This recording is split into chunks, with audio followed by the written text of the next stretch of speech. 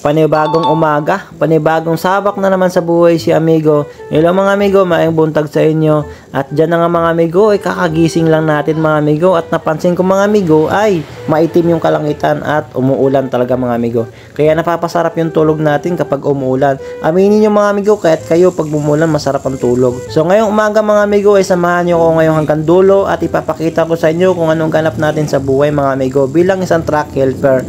At sa pagbungad ko nga dyan mga amigo ay tuloy-tuloy ang ulan mga amigo. Nandito pala tayo ngayon sa ating garahe sa Laguna mga amigo. At nung tinignan ko mga amigo ay maulan na naman talaga mga amigo. At kanina pa kami tinatawag ng dispatch para magpakarga. So ayun. Ay, binagyo na naman. Baka yung bagong taon nito panay ulan din. Yung Pasko nga, nung ulan. What's up sa inyo mga ka-amigo, amiga natin dyan, maayong buntag sa inyo. Ako nga pala si amigo, nagbabalik ngayon for today's video mga amigo. Samahan nyo ko hanggang dulo at ipapakita ko sa inyo kung anong ganap natin ngayon sa buhay. Malungkot ang kalangitan kaya umiiyak na naman. So galing nga tayo dyan sa garahe mga amigo at papasok na po tayo sa ating warehouse kasi kanina pa kami hinahanap ng dispatch. So pagdating nga natin dyan mga amigo, dahil kami hinahanap na ay binilang ko na yung pangarga ko dyan mga amigo kasi nga technically nasa loob dapat dyan. So nilabas na nila. So dyan ako nagbibilang sa labas mga amigo. Mabuti nga lang at hindi butal at full pallets po ang ating pangarga kaya hindi gaano ako nahirapan sa pag-check at sa pagbibilang.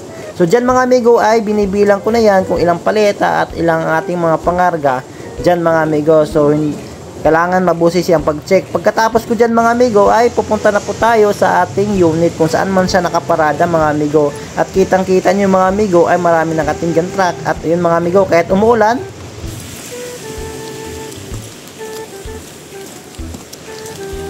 tuloy pa rin tayo sa ating ginagawa mga amigo. Walang makakapigil dyan mga amigo, kahit ulan pa yan mga amigo ay tuloy pa rin tayo. Kailangan lang natin sipagan para lang din naman sa ating future dyan at para makapag-ipon tayo mga amigo. Ayan, pagkatapos ko dyan mga amigo ay mayroong pala akong ginagawa dyan mga amigo. Iniwan kong cellphone dyan sa truck mga amigo kasi nga bawal ang cellphone sa loob para lang ma-clarify lang natin sa checker na okay na yung ating mga pangarga. Bawal din kasi ang cellphone dyan mga amigo. Kaya pagkatapos ko gawin dyan mga amigo ay direkta na po ako dyan sa truck at kinuha ko na pa yung mga kalso kasi nga iikot po tayo sa ating warehouse kasi magsauli po tayo ng ating palita na galing sa RCE Starla kasi nga hindi namin yan naisuli kasi yung driver ko ay may inasikaso, kailangan niya maayos yung ID niya mga amigo. At pagkatapos dyan mga amigo, ayan, hashtag buhay helper, kailangan po natin gawin yan mga amigo ang pag-aasikaso ng ating unit at i-advise natin yan yung driver kung paano natin yan ipapa-atras kasi nga kailangan natin yan i-assess. Kasi yung ibang truck kasi mga amigo ay biglang-biglang na lang susulpot sa likuran na hindi makikita ng driver kaya tayo nandyan sa likuran mga amigo para maikomando natin yung driver natin na magpapa-atras ng ating unit. So pagkatapos yan mga amigo ay direkta na po tayo dyan sa ating warehouse. Sa iikot po tayo sa likod gawa ng magsasauli nga tayo ng ating mga palita mga amigo. Finally at sa wakas. And finally, nakapasok na rin. Welcome to my house. Ang tagal makasikaso yung idea, no? Dami pa mga gagawin.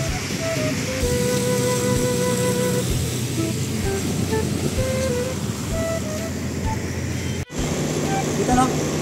Nasa puwitan. At pagdating nga namin sa likod mga amigo ay nakalimutan ko kung saan nakalagay yung paleta kaya tinanong ko sa driver ko kung saan nakalagay. At dyan mga amigo, binuksan ko na po yung mga lock dyan ng ating siding at para may baba na natin yan. At nang nabuksan na natin mga amigo ay hintay na lang natin si Mark, yung tagababa ng paleta na may baba na po yan mga amigo. Yan po yung paleta na galing sa RCE Starlock na mga amigo na ngayon lang natin may baba mga amigo gawa ng nakatingga po yung truck natin yan doon gawa doon sa Pasko po yan mga amigo. At dyan mga amigo ay dumating na si Mark. Yan po si amigo Mark ang nagbababa ng palita dito sa may inbound. Ayan, shout out sa iyo amigo, siya pala ang nagbababa. At pagkatapos niyan mga amigo ay sinira na natin yung siding mga amigo at may baba na natin yung wing band dyan mga amigo gawa ng bawal kasi magtagal dyan kasi may mga kupal na guard dyan mga amigo. Aminin nyo mga amigo, minsan sinisita kayo dyan kahit na wala ng paleta. Ang kulang na lang kasi dyan ay yung pipirmahan natin yung papel ng paleta. Kaya minsan maraming kupal dyan mga amigo, piling tao ni Unilever, charot lang po. Yan pala si Amigong Mark mga amigo, kung saan siya po ang nagpipirma ng palit form na nagsasabi na naibaba na niya yung paleta. At pagkatapos yun mga amigo ay direkta tayo sa guard na para ma-encode na naibaba na talaga na maayos yung paleta. At dito na nga mga amigo, ayan na po ang ating part dyan. Nang matapos na tayo maibaba yung paleta sa may bandang inbound, ay nandito naman tayo sa outbound. So ang gagawin pala natin dyan mga amigo ay ikokomando natin yung ating unit para maiparada ng maayos at maikarga na natin ang ating i-deliver. So ang gagawin natin dyan mga amigo ay dapat natin maayos na maidikit yung ating bumper sa likod sa may bandang ramp ng kung saan dadaan yung ating mga pangarga para maipasok doon sa ating unit mga amigo. At binuksan ko na nga dyan yung ating wing van mga amigo at yung pintuan sa likod para maidikit ng ating driver yung ating unit mga amigo. At ang ginagawa ko dyan mga amigo ay ina-assist ko dyan mga amigo para hindi naman maidikit na masyado o hindi mabangga yung ating bumper sa likod, kasi nga kailangan talaga natin ipagdikit dyan para ma-combine yung parang ramp ba na idadaan yung ating mga pangarga doon sa loob. Kasi nga ang gagawin nga natin mga amigo ay kamada ang ating gagawin, kasi nga kailangan natin maikamada yan kasi tawid ang ating biyahe mga amigo. Malabo kasi pag palites ang ating gagawin, magkakaproblema po ang ating pangarga pag ganon. So nang matapos na natin na maayos yan mga amigo, ay kailangan na natin yan mga amigo, lagyan natin kalso. Baka mamaya mga amigo ay dadaanan tayo ng safety officer dito. Naku amigo, baka tayo ay may SBO dyan, kasi nga kasama nga yan sa requirements mga amigo ang kailangan ma-safety yung ating unit. Kaya nga lagi tayong may kalso at saka oil pan mga amigo, kasi nga pag wala tayo dyan mga amigo at nahuli tayo na walang ganon, ay magkakaroon po tayo ng problema at may SBO po tayo, makukuha na naman yung ID. Madadaanan papuntang Matlo. Ha? Wala talaga kasi update ngayon traffic. Tapos baha daw. Ayun mga ka-amigo, tapos na po tayo magbilang sa ating mga pangarga natin. So yung mga amigo ngayon ay kinakargahan na po ang ating unit at gusto na po siya ma-check. So ang nagkakarga pa lang ating mga mano dito sa loob ng ating warehouse. So bawal kasi ang cellphone dito mga amigo na baka makita tayo. So kaya yun lang. Ito na nga ating mga pangarga mga amigo. Kailangan natin yan bantayan, kasi nga kung di natin mababantayan mga amigo ay magkakaproblema ang mga helper dyan mga amigo. It's either na magkaroon ng damage na hindi natin mapapansin ay matcha-charge sa atin yan mga amigo. At saka ito po ang ating dapat gawin natin as mga helper mga amigo. Kailangan ayusin natin yung ating pangarga at ma-check na maayos. Ayun yun pag bumabiyahe kayo ay nasa komportable na maayos ang ating mga pangarga. At nang matapos nga nila maikarga yan mga amigo, ito na ang ating kinalabasan. Ayan, nang matapos natin mga amigo, konti lang ating pangarga mga amigo, nasa mga 900 lang mga amigo. Kasi nga bawal nga maramihan pagtawid mga amigo. Mahirap kasi pag ganon. Sasakay pa tayo ng barko mga amigo, 'di ba, pagtawid. Kaya kailangan nasa maayos at tamang bigat lang po ang ating mga pangarga. At nang kukunin ko na pala yung also dyan mga amigo, ay naipit pala ngayon mga amigo. Hindi ko yata napansin na ayan, nagsasayaw-sayaw tayo dyan kasi nga naipit. Binago yata ni driver, kaya yun, kinain ng gulong, mahirap bunutin. Kaya kung ako magkakalso mga amigo ay hindi ako nagkakalso sa isang gulong lang. Kailangan dalawang gulong dyan mga amigo at hindi dapat nakadikit. Kailangan may distance para hindi mahirapan pagkuha kung sakaling kukunin na yung kalso. Kasi pag nagkalso kayo ng isang gulong lang at nagkakadikit, doon po magkakaproblema. Kakainin ng gulong ang bigat kaya hindi makukuha agad ang kalso. Nang matapos natin dyan mga amigo, ay pinaabante ko na yung driver ko dyan at sinira ko na nga yung pintuan sa likuran. Pagkatapos dyan ay sinunod ko na yung wing van mga amigo. Nang matapos na mga amigo, ay ayan, nahirapan pa ako kasi nga mahirap, matigas yung pintuan. Sinundan ko na nga yung isa dyan mga amigo na maisara ko na yan.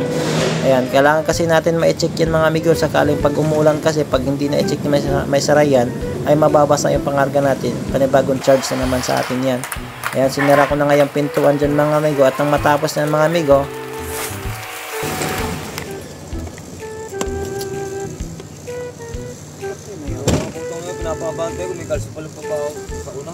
yun nga mga amigo, nagre-reklamo pa yung driver ko kasi pinapante ko daw sa may kalso. Yun nga magagawa ng naipit kasi yung kalso sa gulong. Yun lang mga amigo. 27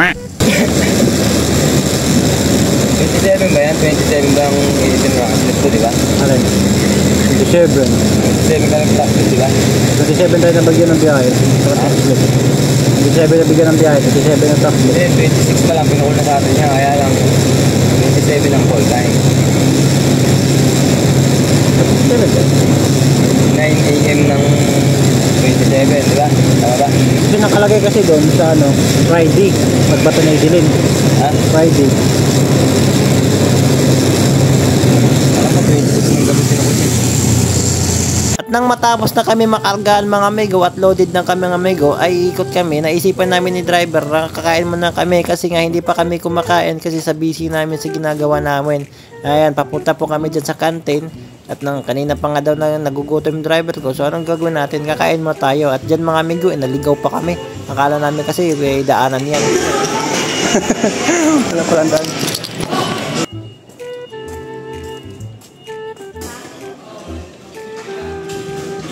At yan na nga may gawin, naghahanap na kami ng mauulam namin at umorder na kami dyan para kumain na kami ng driver ko. At tingnan nyo naman mga amigo ang ginagawa namin. Ito lang yung ulam namin mga amigo, adobo lang tsaka yung miswa na may kalabasa. Ayan, nung matapos na kami kumain mga amigo ay dumiretso na kami sa parkingan at na makapag-rest na kami. Makapagpahinga na kami kasi nga loaded na kami, ang gagawin na lang ay Guys, ayan.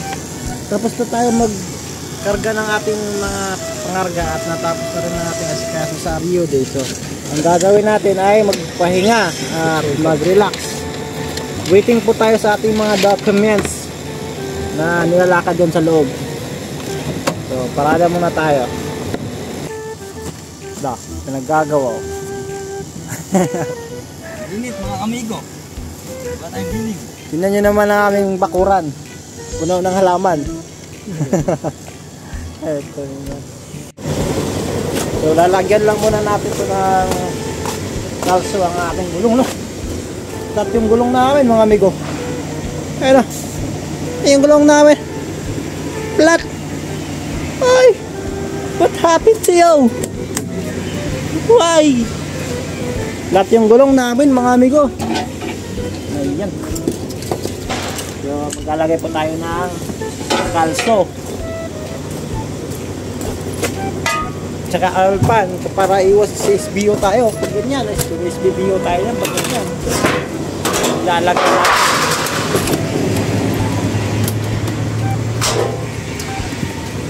Lalagay tayo.